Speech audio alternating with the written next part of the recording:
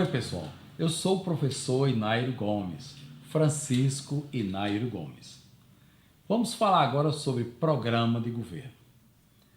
De início, quero lhes dizer que um programa de governo ético é um conjunto de metas e premissas elaborado pelo povo, que é quem detém o poder constituinte nacional, que é o poder maior de uma nação. Isso para ser executado pelo governo, que é pelo próprio povo escolhido para exercer o poder constituído nacional. Primeiro, nós dissemos que elabora-se o programa de governo e só em seguida é que se escolhe o governo para executar este programa. Inicialmente recomendamos, antes de iniciar os trabalhos, vocês perguntarão, professor, que trabalho? Os trabalhos de construção deste programa de governo, para o qual você também está convidado. E recomendamos observar as orientações do Manual de Instruções da Assembleia Nacional Constituinte, assim como assistir ao vídeo PAU 16, que trata do tema Princípios Fundamentais de um Programa de Governo Ético. Este vídeo, gente, está disponível no YouTube e nos sites da Unimérito e da Constituinte. O site da Unimérito é www.unimerito.com e o da Constituinte, www.constituintepopularetica.com. Neste vídeo, convidamos todos a virem conhecer a demarquia, que é a verdadeira democracia, aquela democracia dos nossos sonhos, gente, aquela que a gente sempre quis, que todos querem, a democracia que dá poder às pessoas e que resolve os nossos problemas. Além de convidar todos a conhecer a demarquia, nós convidamos também para participarem da elaboração do primeiro programa de governo com o qual a Assembleia Nacional Constituinte Popular e Ética dará início à gestão de um novo Brasil. Plano diretor, metas para o novo Brasil. Falemos agora de programa de governo do eixo temático E4, metas e premissas para a economia. Premissa número 1, transferir para a iniciativa privada, nacional, obviamente, todas as atividades empresariais da economia, restringindo a esfera pública apenas aquelas relacionadas à fiscalização dos serviços públicos, à justiça, à segurança e às pesquisas científicas. Veja bem, a proposta é transferir para a iniciativa privada nacional e não para a iniciativa privada internacional. Não quer dizer que a iniciativa privada internacional vai ficar privada de receber incentivos aqui. Não é isso. Mas a prioridade está dizendo, é para a iniciativa privada nacional. Premissa número 2. Oficializar como matriz de custos para a formatação dos preços de todos os produtos e serviços da economia, bem como para o cálculo do ponto de equilíbrio das empresas, o modelo padrão a seguir apresentado. Na composição do custo, ou seja, na formação dos preços dos produtos, vai entrar apenas 3 elementos. As matérias-primas, que são os insumos básicos, o frete para transporte e a margem de contribuição, ou seja, aquele valor agregado que vai ficar para remunerar o custo fixo da empresa e depois pagar, digamos assim, o lucro, ou remunerar o investimento, o trabalho da empresa. Seria o lucro, Então, quando você soma o valor agregado, mais as matérias-primas, mais o frete, ali você terá o preço da mercadoria. Então, veja bem, no exemplo aqui nós temos unidades vendidas. Imaginemos em 10 mil unidades vendidas dentro dessa situação. E imaginemos também um custo fixo. O custo fixo, gente, são aquelas despesas fixas que incorrem na empresa, independente da empresa estar funcionando ou não, está a todo vapor, está a uma produção aquecida ou reduzida. Então você tem prolabores, salários, aluguéis, energia, telefone, que são despesas fixas. Imaginemos um exemplo que uma empresa que tem uma despesa fixa de R$ 210.000 por mês. Então, se essa empresa vende 10 mil unidades e a margem de contribuição dela é R$ 21, então 10 mil vezes R$ 21 dá exatamente R$ 210.000. Ou seja, o lucro bruto empata com o custo fixo. E aí se dá a questão do ponto de equilíbrio. No nosso exemplo, mais uma vez esclarecendo, 10 mil unidades vendidas. Se o preço é R$ 30 por unidade, então o faturamento seria 300 mil. A multiplicação é o item Q vezes o item A. Né? Ou seja, a quantidade vendida 10 mil vezes 30. E esse preço 30, ele é formado, o A é B mais C mais D. Ou seja, frete mais matérias-primas mais margem de contribuição. Então, no caso do faturamento 300 mil, 30 mil, ou seja, 10 mil vezes R$ 3 de frete, vai 30 mil, é para pagamento de transporte. E matérias-primas seria 10 mil vezes R$ 6, seria 60 mil para pagamento aos fornecedores das matérias-primas. E a margem de contribuição, 10 mil vezes 21, seria 210 mil, ficaria no lucro da empresa, lucro bruto. Com esse lucro bruto, a empresa ia pagar então seus custos fixos, né? E aí o ponto de equilíbrio. Nesse caso, quando o custo fixo é igual ao lucro bruto da empresa, estamos aí dentro de uma situação de ponto de equilíbrio, ou seja, o lucro seria zero. Observe que nessa matriz não tem juros e nem tem impostos, né? Está completamente livre da interferência do governo e de banqueiros na formatação dos preços de uma empresa saudável. Premissa número 3. Incentivar o crescimento econômico e todas as atividades econômicas em todos os setores básicos da economia, visando a geração de empregos, a produção e distribuição de riquezas e rendas para atender aos 4 mercados. Premissa número 4. Autorizar a abertura de linhas de crédito, tantas e quantas sejam necessárias e suficientes à obtenção do equilíbrio das balanças dos produtos, que são bens e serviços produzidos na economia, dos imóveis, são dos recursos naturais, e principalmente do trabalho, promovendo assim a estabilidade da economia. Premissa 5. Tabelar todos os preços da economia, quais sejam juros, aluguéis, produtos e os serviços e salários, a começar pelos juros.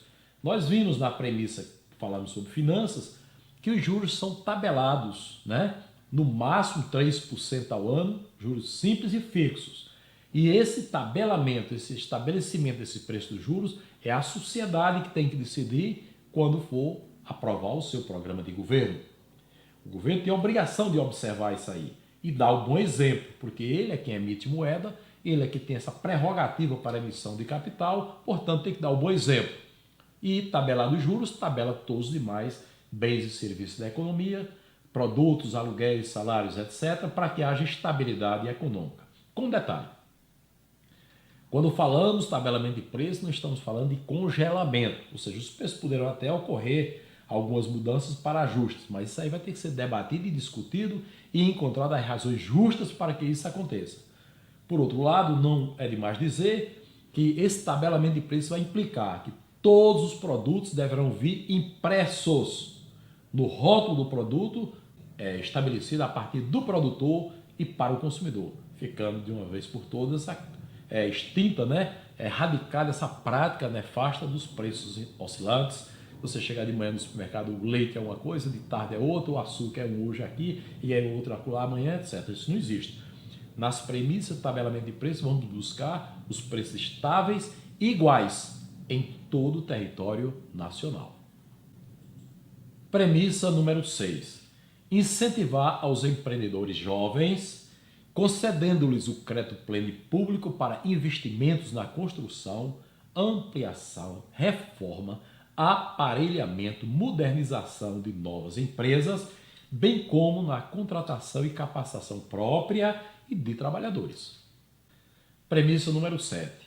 Mapear as áreas vocacionadas para agropecuária e extrativismo em todo o território nacional e implantar um moderno programa de reforma agrária, concedendo incentivos e financiamentos aos interessados em participar desse programa nas seguintes condições. Regras básicas do programa de reforma agrária. Primeiro passo: o cidadão, cidadã interessado escolhe a terra a ser comprada. Não é para ser doada, não é para ser comprada. Tá? Segundo passo: contrata um especialista para elaborar o projeto agropecuário. Terceiro, apresenta o projeto no banco, e banco oficial, obviamente, né? E obtém o financiamento. O imóvel comprado já garante o financiamento. Não tem negócio de avalista, o avalista é o próprio Estado, né? Quarto passo, o projeto já define a forma de pagamento, o valor das prestações e o prazo de pagamento, conforme as possibilidades do empreendimento. Ou seja, esse especialista contratado, o custo desse especialista já está incluído no próprio investimento. Então, o próprio investimento é que paga esse especialista, né? E esse especialista é que vai fazer o estudo de viabilidade econômica do projeto e, com esse estudo de viabilidade, ele vai dizer, olha, esse projeto é viável, né? Logicamente, é a responsabilidade técnica do especialista, mas esse projeto é viável e as condições de pagamento do investimento é essa. Então, o que vem estabelecido no projeto é o que tem que ser observado. Não é o banco que vai interferir para dizer se é viável, se não é viável. Isso não é função do banco. O banco é o seguinte: se o projeto está ali, se o especialista já chancelou o projeto, já fez o estudo econômico-financeiro, provou a viabilidade do projeto, o banco, que é o governo, só tem a única obrigação, que é oferecer o financiamento para que se materialize. E aí vai ser constituída uma empresa e geração de emprego, e renda, e produção, e serviço para a sociedade. Premissa número 8. Implantar o programa Apoio Empresarial Integral, visando, primeiro, assegurar a viabilidade econômica e financeira, a assistência técnica e a proteção dos mercados das empresas nacionais, para evitar as dificuldades e os imprevistos que causem transtornos ao seu regular funcionamento. Ou seja, os empresários precisam receber apoio integral do Estado. A empresa não pode quebrar nem pode ter dificuldade. Por exemplo, se o empresário for dormir e sonhar que está com dor de cabeça, o governo tem que amanhecer na porta dele com a aspirina na mão, com o remédio na mão para passar a dor de cabeça dele. O empresário nacional é muito importante para a economia, para a sociedade, para gerar emprego e renda para beneficiar todas as famílias. Daí porque este cuidado especial deste programa que chama Apoio Empresarial Integral. Premissa número 9. Implantar o programa Pleno Emprego Individual e Social para assegurar a ocupação plena de toda a mão de obra disponível, implantar o programa Seguro-Desemprego e manter o controle de todos os cargos vagos e ocupados e de todos os profissionais disponíveis nos 3 setores básicos da economia. O pleno emprego individual e social quer dizer, gente, que todas as pessoas terão seus empregos garantidos desde o primeiro momento do nascimento até seu último dia de vida. Ou seja, não existe essa história de desemprego. Estamos mais na época, não é mais tempo para nós ficarmos falando de uma pessoa passar a vida desempregada com dificuldade para arranjar trabalho, querendo trabalhar e não ter o emprego. Não pode ser assim. O pleno emprego individual quer dizer que um ser humano, ao nascer, já está empregado. E durante toda a vida ele estará empregado até seu último dia de vida. E o pleno emprego social, o que é? É para toda a sociedade. Se no Brasil somos 200 milhões de brasileiros, portanto teremos 200 milhões de empregos. Premissa número 10. Estabelecer e oficializar como política pública de Estado para o cálculo e a definição do consumo e do salário mínimo as seguintes premissas básicas. Primeira, expectativa de vida média inicial 80 anos.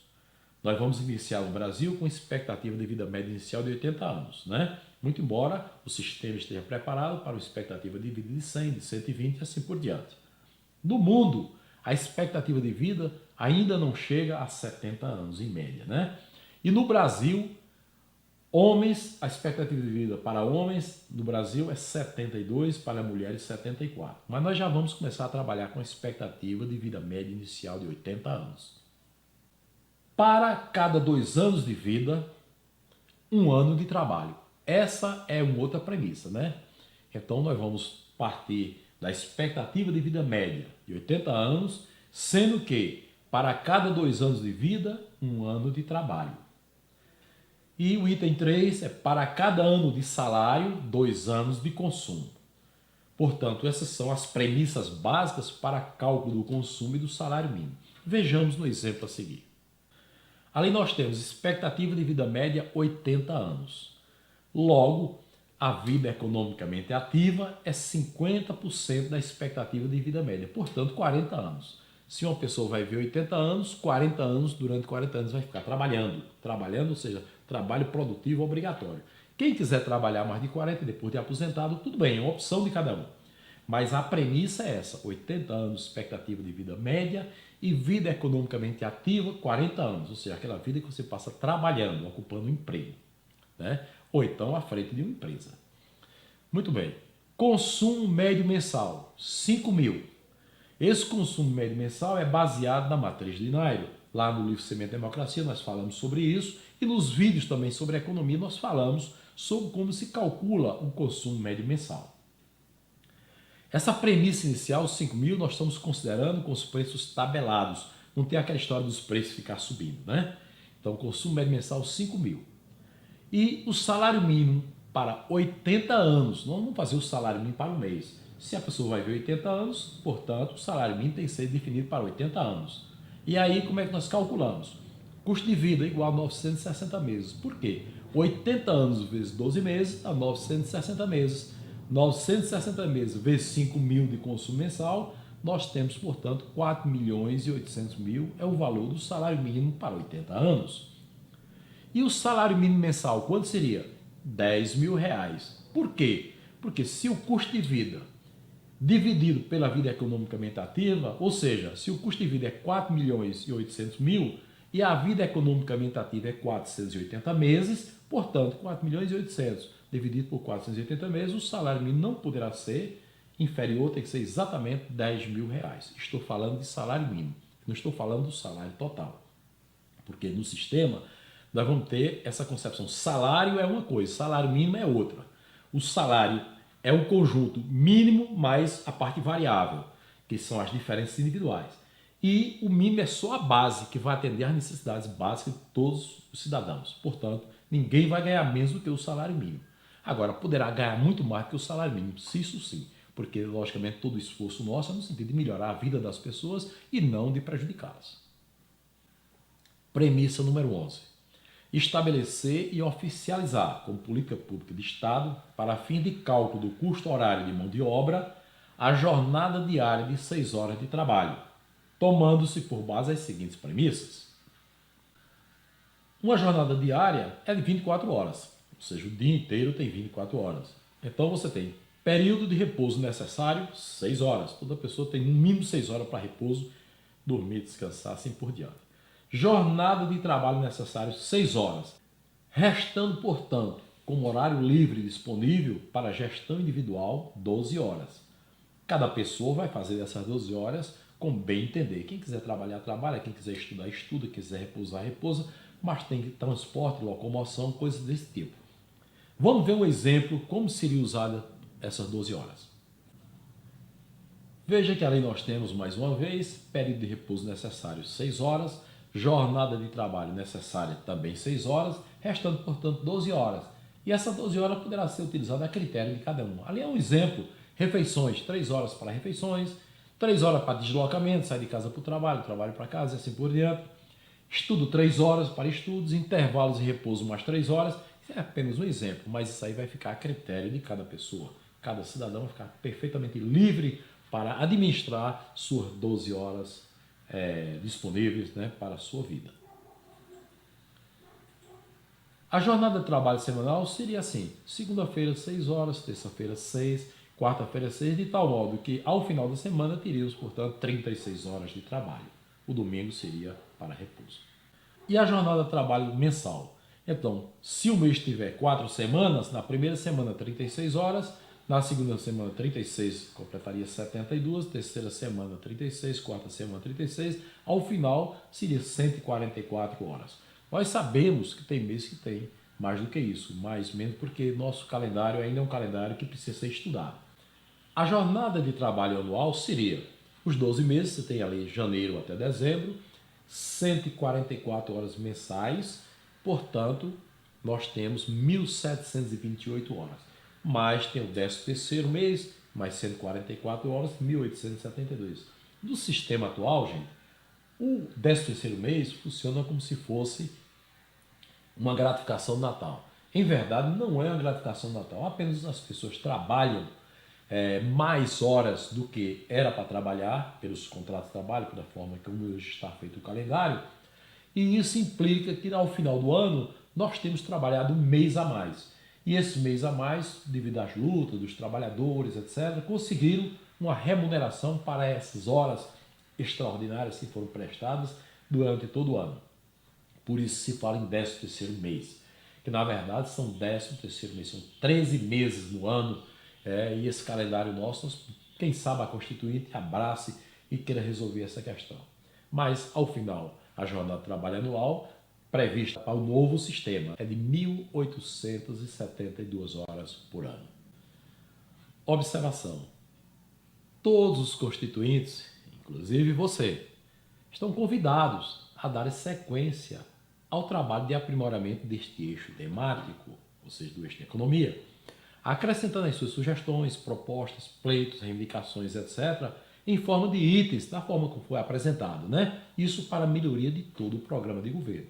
Nós vamos ver que o somatório dos eixos temáticos vão formar o programa de governo como um todo, que é o programa de governo que nós queremos e que vai ser implantado pela demarquia, né? A demarquia, gente, é a verdadeira democracia. Aquela democracia que nos ouve, como vai nos ouvir agora, que vai resolver nossos problemas, que nos vai empoderar, ou seja, vai nos dar poder para nós enfrentarmos os desafios do terceiro milênio, termos uma vida digna para nós e para nossas famílias.